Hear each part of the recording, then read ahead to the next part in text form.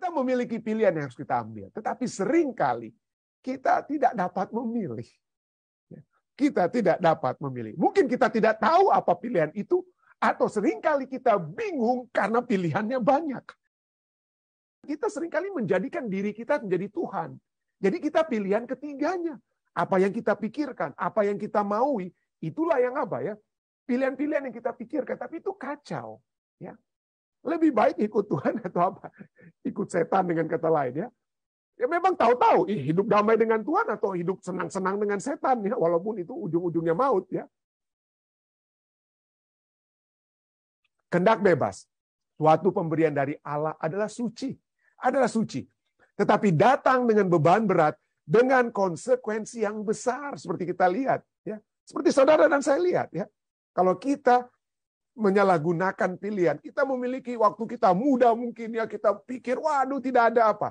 Kita tidak akan menerima konsekuensi dari kesalahan kita. Dosa-dosa yang kita buat. Dan pada satu saat mungkin kita harus apa? Melihat, waduh, hebat sekali, berat sekali konsekuensi atas dosa yang saya buat sendiri. Ya. Dosa yang besar. Itu bukan hanya konsekuensinya itu dapat terjadi pada kita, pelajaran kita katakan apa? Tidak hanya untuk diri kita sendiri konsekuensi tersebut, tetapi juga untuk orang lain. Tetapi juga untuk orang lain. Keputusan penting apa yang Anda akan buat dengan menggunakan karunia ini.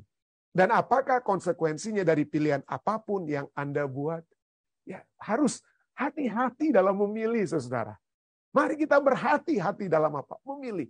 Di Amerika Serikat ini, kita memiliki satu apa ya, lagu ataupun satu apa value, nilai ya, bahwa ini adalah negara the land of the free, home of the brave, tanah yang bebas, rumah bagi yang pemberani, yang berani untuk berkaya dan lain sebagainya. Tapi pertama-tama kebebasan itu adalah satu nilai mutlak di Amerika Serikat ini. Ya, tidak heran ya, sebagai pelajaran tambahan kita, bagaimana kebebasan ini sangat penting, bukan hanya di Amerika, tapi di mana saja ya. Kita tidak enak, kita tidak suka mendengar orang-orang yang dilarang untuk beribadah. Oh, kita tidak memiliki kebebasan beribadah. Susah kita untuk beribadah. Dilemparilah gereja kita, dihancurkanlah, dibakar. Kita tidak senang mendengar hal-hal seperti itu. Kita suka untuk memiliki kebebasan. Ya. Karena kebebasan itu adalah seperti tadi, adalah satu hal yang Tuhan telah berikan kepada kita. Ya. Suatu hal ya yang Tuhan berikan kepada kita. Dan tidak heran, David Mackay katakan bahwa kebebasan untuk memilih adalah harus paling utama untuk kita nilai. Kita simpan, kita hargai. Lebih daripada segala hal yang ada. Barang, harta, benda, atau apapun yang bumi dapat berikan. Anda bisa mengambil harta saya dan lain sebagainya. Tapi Anda tidak bisa mengambil kebebasan saya. Kalau saya mau memilih Tuhan atau tidak memilih Tuhan. Itu kebebasan yang sampai kapanpun kita miliki. Dan bukan itu saja. Kebebasan itu adalah bagian dari kehidupan. Itu seperti Benjamin Spock katakan ya. Tanpa kebebasan memilih, tidak ada kreativitas. Ya, kita memiliki kebebasan untuk memilih dan itu membawakan kreativitas yang dapat kita lakukan. Dan tanpa kreativitas, dikatakan tidak ada kehidupan. Ya, kita semua jadi robot. Ya, itulah sebabnya robot itu hanya diprogram apa yang dia mau untuk kita buat. Dia diprogram, diinput. Ya, diinput. Tapi Tuhan tidak buat kita seperti robot. Dia tidak susun dalam program di otak kita, oh kalian harus mengasihi Tuhan. Dan jadilah kita seperti robot, disuruh kiri dan kanan. Tidak. Tuhan memberikan kepada kita kebebasan untuk memilih dengan apa? Perasaan kasih yang dapat kita kembangkan atau dapat kita tolak untuk kita berikan kepada Tuhan atau kepada sesama. Ada konsekuensi dari kebebasan memilih tersebut. Tetapi apapun itu, kebebasan itu telah diberikan kepada kita. Tidak heran, Yosua 24 ayat 15, Tuhan melalui perantaran Yosua berkata kepada bangsa Israel dan kepada kita semua ya, jika kamu anggap tidak baik untuk beribadah kepada Tuhan, pilihlah pada hari ini kepada siapa kamu akan beribadah. Allah yang kepadanya nenek moyangmu beribadah di seberang gunung Efrat, sungai Efrat, atau Allah orang Amori yang negerinya kamu diami ini. Tetapi aku, kata Yosua, aku dan sisi rumahku, kami akan beribadah kepada Tuhan. Kami akan beribadah kepada Tuhan. Dan kita sudah melihat bagaimana konsekuensi dari umat-umat Tuhan yang memilih untuk beribadah kepada Tuhan dan memilih untuk tidak beribadah kepada Tuhan. Ya, konsekuensi-konsekuensinya itu ada. Dan kita sudah melihat dalam sejarah bangsa Israel. Kita bisa melihat dalam sejarah kita. Kehidupan kita masing-masing. Konsekuensi yang dapat memberikan dampak buruk atau baik. Bukan hanya kepada diri kita sendiri, tetapi kepada anggota keluarga kita. Kepada sahabat-sahabat kita, kepada gereja kita, dan lain sebagainya. Itulah sebabnya dalam Roma 14 ayat 12, ya, Rasul Paulus berkata, demikianlah setiap orang di antara kita, saudara dan saya, kita akan memberi pertanggungan jawab tentang diri kita sendiri kepada Allah. Kenapa? Karena adanya pilihan yang kita buat. Kita bebas untuk memilih. Kita bebas untuk memilih. Memilih untuk mengasihi Tuhan atau tidak mengasihi Tuhan. Memilih untuk menuruti kehendak Tuhan atau memilih untuk tidak menuruti kehendak Tuhan. Dan Yesus sendiri memiliki kebebasan untuk memilih. Sebagai anak Allah, dia memiliki kebebasan. Ya. Dalam Yohanes 6 ayat 38 dikatakan, sebab aku telah turun dari sorga bukan untuk melakukan kehendakku, tetapi untuk melakukan kehendak Dia yang telah mengutus aku. Dan kadang-kadang kehendak Yesus sendiri dan kehendak Bapaknya itu dapat berlawanan. Ya. Dapat berlawanan. Kenapa? Kita sudah pernah pelajari ya waktu lalu ya. Kenapa? Oleh sebab dia tidak pernah terpisah dengan Bapaknya. Tetapi pada saat dia akan mati, maka itulah satu-satunya saat di mana dia dalam reinkarnasinya sebagai manusia, dia akan terpisah dengan Bapa dan dia tidak ingin terpisah dengan Bapa. Itulah sebabnya dalam Matius 26 ayat 39 dikatakan Yesus maju sedikit dan ia lalu sujud dan berdoa katanya, ya Bapakku, ya Bapakku. Jikalau sekiranya mungkin, biarlah cawan ini lalu daripadaku. Sebelumnya dia pada saat dia makan bersama di The Last Supper ya, jamuan terakhir dengan murid-muridnya, dia katakan, minumlah cawan ini. Inilah lambang daripada apa? Darahku yang akan ditumpahkan bagi dosa umat manusia. Dia tahu. Tapi pada saat itu, di dalam kemanusiaannya, Yesus berkehendak, Bapa, jangan pisahkan aku dengan engkau, dengan kata lainnya. Biarlah cawan ini lalu daripadaku. Tetapi, apa yang dia lakukan? Apa yang dia katakan? Tetapi janganlah seperti yang ku kehendaki, melainkan seperti yang engkau kehendaki. Melainkan seperti yang engkau kehendaki. Jadi dia memiliki kehendaknya, tetapi dia tidak memilih pilihannya sendiri. Dia memilih pilihan yang dia dapat lakukan untuk menurut kehendak Bapa. Nah inilah ya, kita memiliki pilihan yang harus kita ambil. Kita memiliki pilihan yang harus kita ambil. Tetapi seringkali kita tidak dapat memilih. Kita tidak dapat memilih. Mungkin kita tidak tahu apa pilihan itu. Atau seringkali kita bingung karena pilihannya banyak. Karena pilihannya. Nah, mari kita lihat. Ya. Kita lihat bagaimana pada saat Nabi Elia di atas Bukit Karmel. Ya, pada saat dia setelah dia memberikan satu atau peristiwa di Gunung Karmel itu, bagaimana orang-orang sudah melihat bagaimana Allah menjawab doa daripada Elia dan membakar korban persembahannya, sedangkan sebelumnya nabi-nabi Baal yang berdansa-dansa tidak bisa menurunkan api untuk membakar persembahan mereka. Lalu kemudian apa yang Elia katakan kepada bangsa itu? Katakan dalam 1 Raja-Raja 18 ayat 1. Lalu Elia mendekati seluruh rakyat itu dan berkata, berapa lama lagi kamu berlaku timpang dan bercabang hati? Kalau Tuhan itu Allahmu, ikutlah Dia. Kalau Tuhan itu Allahmu, ikutlah Dia. Dan kalau Baal, ikutlah Dia. Jadi diberikan Elia katakan, ambil pilihan. Ambil pilihanmu. Kamu harus membuat pilihan. Ya. Tetapi, apa jawabnya? Masalahnya, 1 Raja-Raja itu diakhiri dengan kalimat ini. Tetapi rakyat itu tidak menjawabnya sepatah kata pun. Sepatah kata pun. Jadi, tidak ada di dalam dunia ini, saudara. Tidak ada pilihan C. Tidak ada yang disebut dengan ladang ataupun jalur abu-abu. Kalau hitam, hitam. Putih, putih. Jangan berada di kemungkinan atau apa ya dan lain sebagainya. Hitam tidak ada apa, hitam atau putih. Allah atau apa? Baal. Ya, Allah atau Baal. Tapi itulah ya, manusia saat ini kita selalu mau jalan di tengah-tengah seringkali ya. Oke, menikah pilihannya gampang. Ya, kalau Anda mendapati orang yang Anda kasih menikah, atau kalau tidak menikah ya mungkin pasangan yang calon yang lain Anda pilih. Tetapi seringkali yang terjadi, kita coba-coba dulu pendeta ya. Kita coba-coba, ya siapa tahu kita hidup bersama dulu, satu rumah, siapa tahu 3 tahun, daripada bercerai mendingan kita coba dulu dong pendeta. Ya, kita coba dulu, siapa tahu cocok atau tidak cocok. Ambil pilihan, saudara. Ya. Jangan cari apa. Orang berbicara tentang keep our options open. Biarlah pilihan kita selalu terbuka. Jadi kalau dalam 3 tahun ini, suami ini, maksudnya pacar ini yang hidup bersama dengan kita tidak cocok, ya udah kita pisah aja. Yang penting kita kan belum menikah, begitu ya. Dan inilah masalahnya, kita hidup di zaman bukan karena tidak ada pilihan, kita tidak tahu adanya pilihan atau karena tidak ada pilihan, tapi karena mungkin begitu banyak pilihan mungkin ya. Banyak pilihan yang kita buat sendiri. Ya, artinya ini Tuhan atau Baal. Tapi sekarang kita bilang kita seringkali menjadikan diri kita menjadi Tuhan.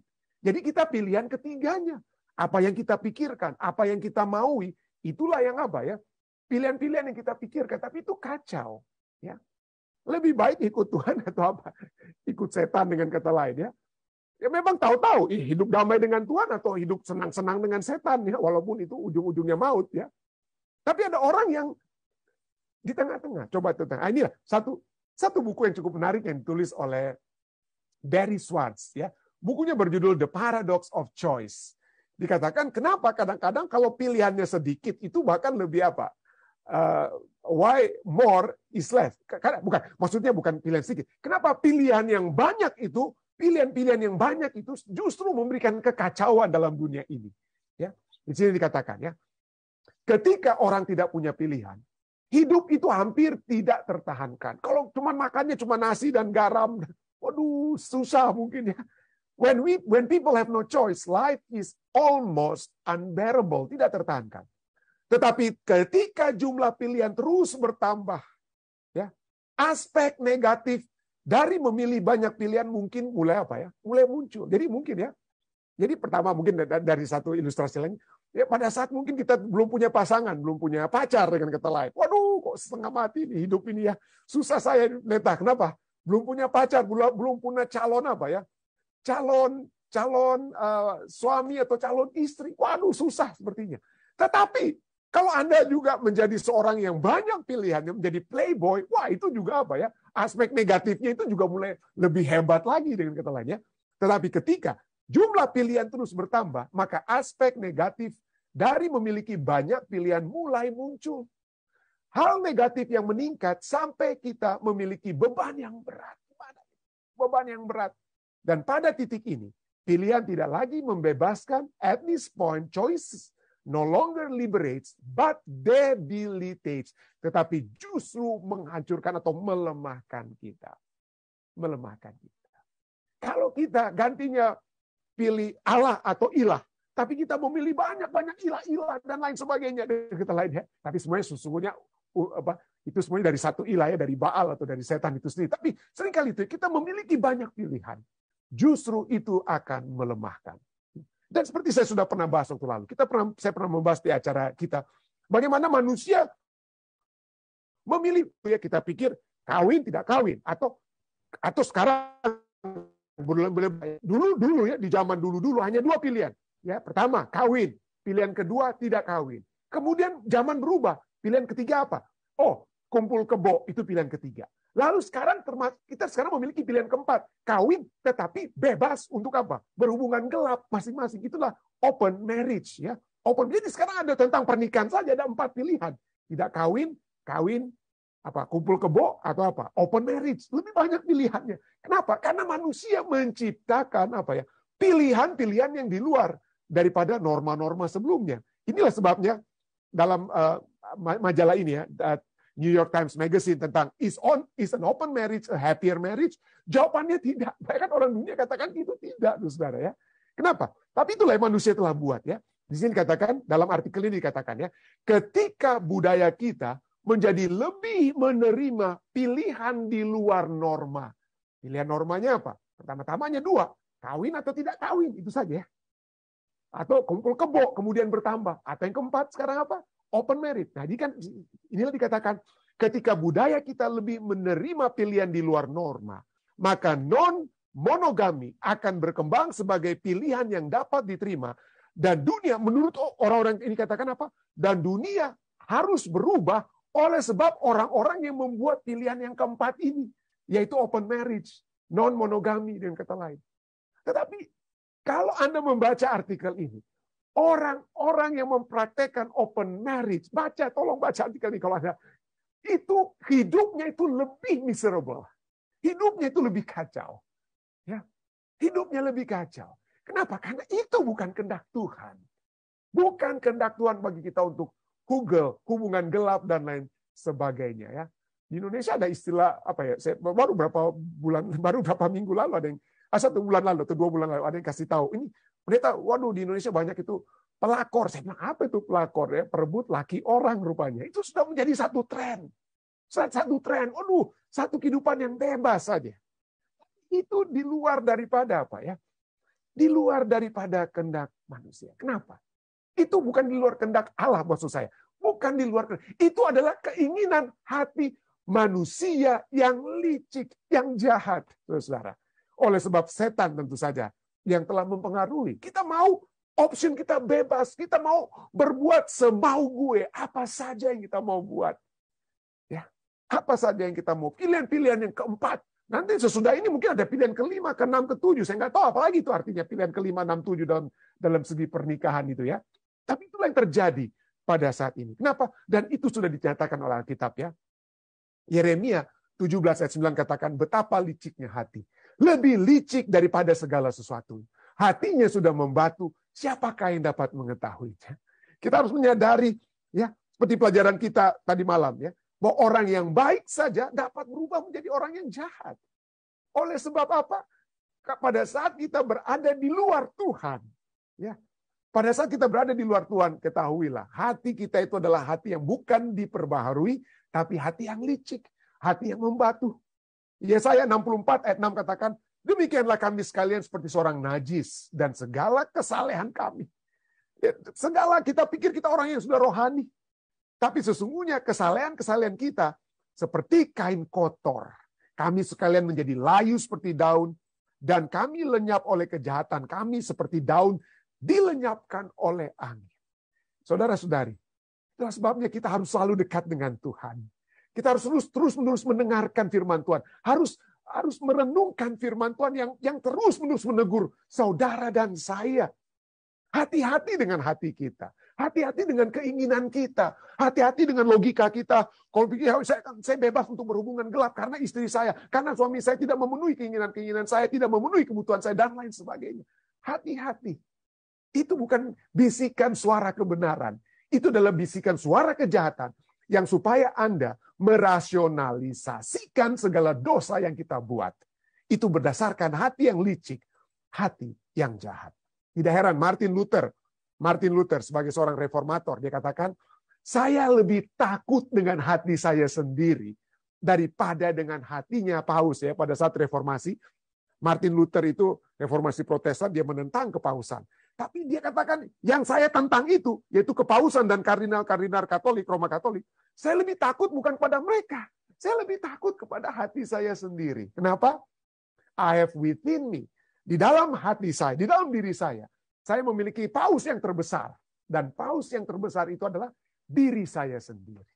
Diri saya sendiri. Hati-hati, saudara. Hati-hati dengan apa ya? Dengan keinginan-keinginan duniawi yang bertentangan dengan firman Tuhan. Kita harus selalu diingatkan mana kehendak Tuhan, mana kehendak hati kita. Dan seringkali itu dapat terjadi kepada siapa saja. Saya sudah sering mengulang-ulangi ya bagaimana ada seorang televangelis yang terkenal di Amerika Serikat yang terkenal, waduh ya hebat sekali dia. Tahun 80-an ya lahir tahun 35 dia. Tapi ministrinya itu dia mulaikan tahun 1975 dan ada 3.000 TV television station yang di seluruh dunia yang selalu memberikan khotbah daripada Jimmy Swaggart ini ya. Jimmy Swaggart sampai saat ini masih ada juga dia sekali-kali muncul.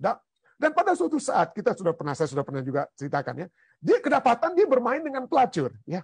Dia berdapatan bermain dengan pelacur dan diekspos. Waduh, pada saat diekspos pada tanggal 21 Februari dia di depan televisinya di hadapan jutaan orang mungkin yang kemudian menonton, dia katakan apa? Aku telah berdosa kepadamu Tuhanku. Dan aku akan memohon agar darahmu yang berharga itu membasuh dan membersihkan setiap noda sampai berada di lautan kelupaan Tuhan untuk tidak diingat lagi terhadapku. Dia ingin Tuhan melupakan dosanya. Dia ingin, jangan lagi Tuhan ingat, aku ingin bertobat, aku telah berdosa, bermohon agar darahmu itu menghapuskan dosaku. Wah, pada saat itu majalah-majalah di seluruh Amerika ini menyatakan bagaimana pertobatan dari Jimmy Swaggart tersebut. Yang berkata apa? I have sinned against you. Wah, hebat sekali ya. Seks skandal daripada Jimmy Swaggart. Dia bermohon, Tuhan, lupakan dosaku. Tapi sayang sekali, ya, dia tidak melupakan dosanya sendiri. Dia ingin Tuhan melupakan, tapi dia tidak melupakan. Nah, ini dapat terjadi kepada siapa saja. Dapat terjadi kepada saudara, dapat terjadi kepada saya, dapat terjadi kepada kita semua. Dan betul, dia ulangi kembali. Ya, peristiwa yang dia minta maaf tadi, ya, dia minta maaf di tahun 1988. Beberapa tahun kemudian, 3 tahun kemudian, dia kembali didapati bermain lagi dengan pelacur-pelacur. Ya. Tetapi kali ini gantinya dia bermohon ampun kepada Tuhan atau mohon maaf kepada anggota-anggotanya atau umat manusia ataupun orang-orang yang biasa mendengarkan dia berkhotbah. Apa yang dia katakan kali ini? Pada tanggal 13 Oktober 1991 di depan televisi, gantinya dia minta maaf kepada Tuhan, gantinya dia mohon maaf kepada orang-orang yang mendengarkan dia. Apa yang dikatakan? Tuhan mengatakan kepada saya bahwa apa yang saya lakukan pada dasarnya itu bukan urusan Anda. Itu bukan urusan Anda. Hebat sekali ya. Dia tolak. Dia pikirlah. Ya, mungkin dia memiliki rasionalisasi. Dia tidak ungkapkan lagi di koran. Kenapa dia bilang, jangan urus urusan saya. Kalau saya mau bersinah, biarlah saya apa. Kalau saya mau bermain dengan pelacur, itu urusan saya. Bukan urusan Anda itu. Itu urusan saya. Itulah, kita semua bergumul dengan dosa. Bukan hanya Jimmy Swaggart. Saya, saudara, kita bergumul dengan dosa. Dan seperti Rasul Paulus sendiri yang bergumul dengan dosa, dikatakan dalam Roma 7:24, aku manusia celaka. Siapakah yang akan melepaskan aku dari tubuh maut ini? Kita semua tidak berdaya. Kita tidak berdaya membuat pilihan-pilihan yang baik. Di dalam kekuatan kita sendiri, saudara dan saya tidak berdaya. Tetapi puji Tuhan. Kita yang diciptakan dalam rupa dan gambar Allah. Masih ada selalu Roh Kudus yang berbisik dalam hati nurani saudara dan saya. Hei, tolong. Apalagi kalau kita sering mendengarkan Tuhan yang berfirman kepada kita. Maka Roh Kudus akan berkata, berbaliklah.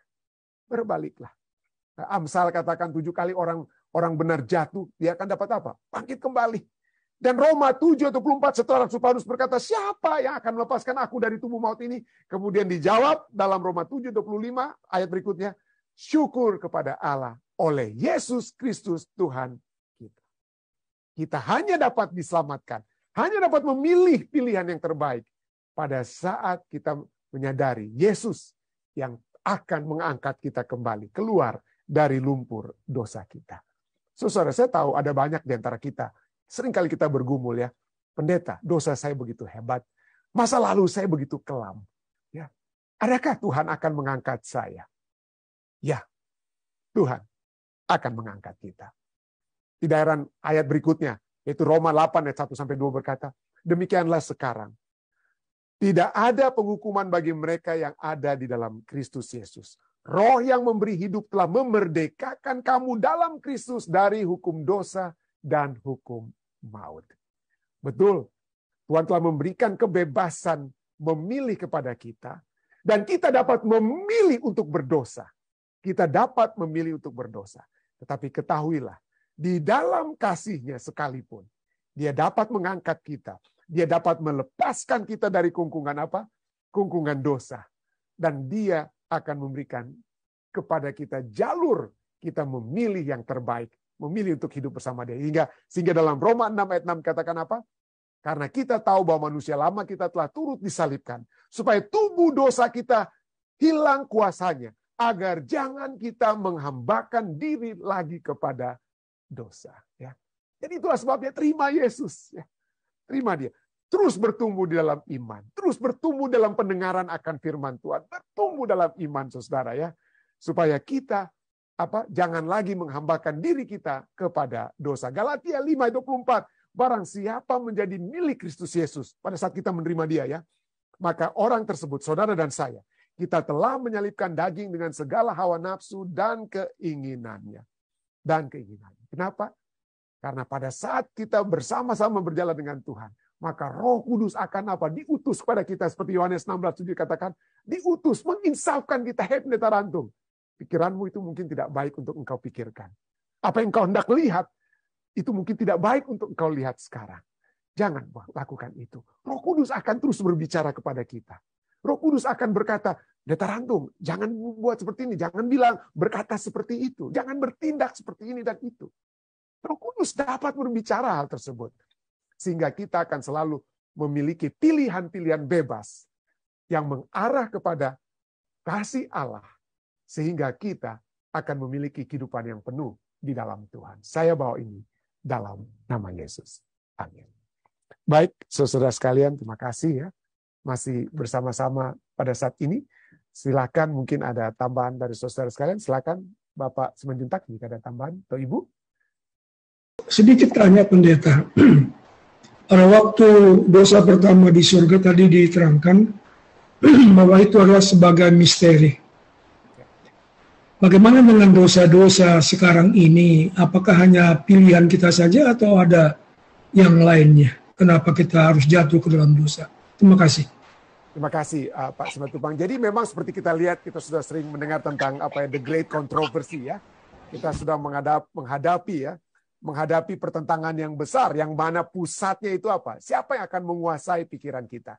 Dan kalau kita lihat, misalnya Roma 12 ayat 1-2 berkata, kita harus memiliki pembaharuan budi. Pembaharuan budi kita itu berbicara tentang kehidupan kita yang harus diubahkan. Kehidupan yang harus diubahkan dengan pilihan-pilihan. Dengan kata lain, setan akan selalu mencobai kita. Ya. Itu pasti. Tetapi pilihan untuk menurut cobaan itu adalah berada dalam di dalam diri kita masing-masing, di dalam hati dan pikiran kita. Ya. Setiap pencobaan itu kita bisa terima atau kita tolak. Kita bisa terima atau kita tolak. Jadi itulah sebabnya dapat kita lihat bahwa pencobaan itu seperti yang terjadi kepada Adam dan Hawa telah dimulaikan di Taman Eden. Itu tidak terjadi oleh sebab ada suara-suara di luar suara Allah.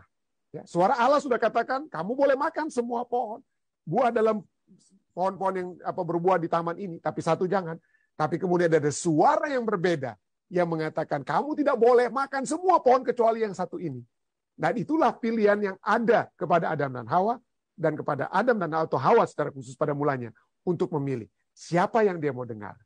Ya, siapa yang dia mau dengar. Itulah sebabnya bahwa pilihan-pilihan itu ada di dalam diri kita, oleh sebab adanya suara-suara, ya, kegelapan dan suara terang, yang mengajak kita untuk untuk melihat, untuk memilih siapa yang kita mau dengar, siapa yang mau kita turut. Ya, mudah-mudahan dapat menjawab pertanyaan Pak Simatupang. Atau ada follow up question, silakan Pak. Ya, karena ini beberapa waktu lalu ada pembahasan kami di sekolah Sabat. Ada anggota kita, dia tetap bertahan bahwa sampai sekarang dosa itu misteri. Lalu saya buka dari buku Great Controversy, karena dia juga kutip dari situ. Saya bilang, mari kita baca sama-sama. Dia hanya membaca awal mula dosa bahwa itu misteri. Tetapi sekarang kan pilihan bukannya misteri lagi.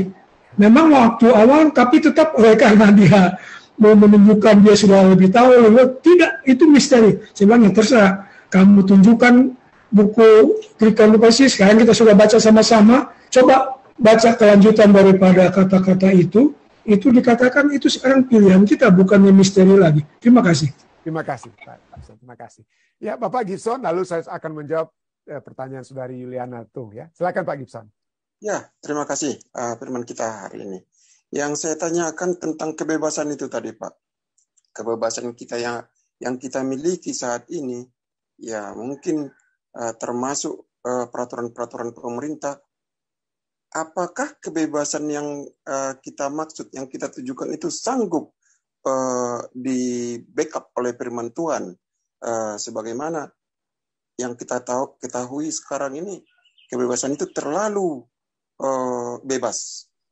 Apakah firman Tuhan sanggup mengubah kepemerintahan-pemerintahan di mana kita tahu pornografi, apa semuanya, apakah hanya pribadi-pribadi kita yang harusnya membackup itu? Ya. Terima kasih. Terima kasih. Terima kasih. Jadi memang kalau kita lihat ya, ada saat-saat tertentu di Amerika Serikat misalnya pada masa tahun 1930-an saya ingat ya, ada istilah dengan masa era namanya prohibition. Jadi dilaranglah minuman keras itu ya di beberapa hampir seluruh bagian negara bagian di Amerika Serikat. Tetapi apakah itu akan menyebabkan orang apa ya? Orang tidak akan lagi membuat minuman keras, menjual minuman keras. Waduh, ternyata itu menjadi suatu apa ya? Satu hal yang tidak apa ya, tidak dapat terjadi dengan baik. Dan ada negara-negara yang saya tahu di Timur Tengah yang katanya melarang minuman keras, tetapi saat ini untuk ekspat dan lain sebagainya tetap mereka apa ya? Jual minuman keras. Jadi usaha-usaha pemerintah untuk melarang dan lain sebagainya itu manusia, itu masalahnya bukan peraturan pemerintah, tapi manusia yang selalu ingin mencari apa ya jalur ularnya atau ya titik lemah daripada segala peraturan dan lain sebagainya ya. Ada begitu banyak hal-hal yang kita lihat di sini yang manusia dilarang tapi justru mereka apa ya? Mereka buat itu lebih hebat. Jadi itulah sebabnya pada saat pelajaran sekolah sahabat kita menyatakan pada saat kita memilih, biarlah pilihan itu berdasarkan kasih. Biarlah pilihan itu bukan berdasarkan paksaan. Kalau dipaksakan seperti prohibition atau pemerintah yang melarang, maka manusia akan selalu mencari apa yang disebut istilahnya di Amerika sini, loophole. Ya, lobang-lobang, celah-celah lobang supaya dapat apa? Dilalui. Kalau kita berdasarkan kasih, kalau saya mengasihi istri saya mengasihi saya, maka kita tidak mencari lobang-lobang untuk kita coba lalui ya. Karena kita tidak perlu lagi dibilang bersinah dengan bersinah itu adalah suatu hal yang tidak boleh kita lakukan. Kalau kita memiliki kasih kita kepada Allah kita dan kepada pasangan kita, maka kita tidak akan melakukan hal tersebut. Kenapa? Karena kasih kita. Kita tidak ingin melukai hati Allah kita. Kita tidak ingin melukai hati pasangan kita. Dan itulah sebabnya harus didasarkan apa? Pilihan itu harus didasarkan kasih, bukan oleh sebab. Nah, 10 hukum. Oke, mungkin Anda pikir 10 hukum itu kan seperti larangan, jangan kamu membunuh, jangan. Tapi kalau kita melihat itu prinsipnya itu sesungguhnya mari kita hargai kehidupan, ya. Hargai kehidupan. Kalau Anda mengasihi kehidupan sesama Anda, maka Anda tidak akan membunuh sesama kita. Itu adalah prinsip kasih. Jadi kasih kepada sesama, kasih kepada Allah kita itu adalah dasar daripada 10 hukum yang kita sering sebut dengan 10 hukum. Tapi sesungguhnya itu adalah hukum kasih. Kalau Anda mengasihi saudara Anda, sahabat Anda, maka Anda tidak akan bersinah dengan istri sahabat Anda, saudara Anda, dan sebagainya. Anda menghargai pernikahan. Ya, Anda menghargai sumpah pernikahan. Kenapa? Karena Anda mengasihi. Ya, karena Anda mengasihi orang yang Anda harus kasih. Itulah sebabnya 10 hukum moral Tuhan itu, dasar-dasarnya ujung-ujungnya adalah apa ya? Kasih. Pilihan-pilihan kita buat oleh sebab kasih. Ya. Mudah-mudahan ini dapat menjadi, bukan betul pemerintah mungkin dapat menuntun, ya. Pemerintah dapat menuntun, tapi apapun tuntunan yang pemerintah buat, tadi dia melarang ganja atau tidak lagi melarang ganja seperti yang terjadi di Amerika Serikat beberapa negara bagian, kembali masing-masing kita, ya. Kembali kepada masing-masing kita, ya, dengan Roh Kudus yang berbicara. Roh Kudus. Kenapa? Kalau kita tahu bahwa ini adalah kehendak Tuhan, maka kehendak Tuhan itu tidak akan pernah bertentangan dengan firman Tuhan. Ya, kehendak Tuhan tidak pernah bertentangan dengan firman Tuhan. Makasih Pak Gibson ya. Berikutnya, bagaimana menurut kehendak Tuhan tentang apa ya pasangan hidup kita? Bagaimana kita menunggu pilihan Tuhan untuk kita? Tentunya bagi saudara-saudari yang sedang mencari teman hidup dengan kata lain ya. Tentu saja Alkitab berbicara tentang berdoa dan bekerja ya dengan kata lain. Mari kita mengembangkan networking kita. Mari kita melihat yang dapat kita terbuka dengan kata lain. Terbuka bukan untuk coba-coba dengan ya yang hanya diperuntukkan bagi yang menikah ya, tapi mencoba dalam arti mencoba untuk menjalin hubungan, melihat mana kira-kira pilihan yang Tuhan kendaki. Dan pilihan yang Tuhan kendaki seperti saya katakan tadi, tentu saja yang sehubungan dengan firman Tuhan. Harus seiman dengan kita. Harus seiman, harus yang dapat membawa kita untuk masuk ke dalam kerajaan surga. Karena ujung-ujungnya bukan masuk ke dalam bahtera pernikahan rumah tangga, bukan masuk dalam pernikahan. Tujuan kehidupan kita itu bukan masuk pernikahan, tapi masuk surga. Itu yang paling utama. Ya, kenapa? Karena di dalam kerajaan surga sendiri pun tidak ada lagi pernikahan. Ya, tidak ada lagi pernikahan dalam kerajaan surga. Jadi ujung-ujungnya yang kita harus lihat, entah itu dalam pada saat kita memikirkan calon teman hidup dan lain sebagainya, adakah pasangan kita ini akan seiman dengan kita, ya, dapat saling menguatkan dengan kita, membawa kita untuk memiliki satu tujuan masuk dalam kerajaan surga. Kenapa? Karena tujuan utama, kepuasan yang utama yang akan kita dapati adalah kepuasan bersama dengan Tuhan. Kalau Anda tidak mendapatkan kepuasan bersama dengan Tuhan di dalam rumah tangga kita, maka rumah tangga kita itu bukan surga kecil di atas bumi, tapi menjadi neraka besar di bumi. Kalau tidak ada Tuhannya ya, kalau tidak ada Tuhannya. Jadi cari Tuhan. Carilah Tuhan selalu, bahkan pada saat Anda ingin mencari teman hidup Anda. Mudah-mudahan dapat menjawab pertanyaan yang disampaikan oleh Saudari Yuliana. Memasuki pelajaran yang baru ya. Menarik sekali pelajaran ini. Mungkin ini ada berhubungan dengan apa yang telah terjadi mungkin 2 tahun atau ya 2,5 tahun belakangan ini, oleh sebab begitu banyaknya mungkin orang-orang yang telah beristirahat di dalam Tuhan ya, dan juga oleh sebab adanya pandemik, sehingga kita memiliki satu pelajaran sekolah sahabat yang menyatakan tentang tentang masalah-masalah yang sedang hadapi saat ini, penderitaan, kematian, dan adanya tentu saja pengharapan yang dapat menjadi bahagian kita.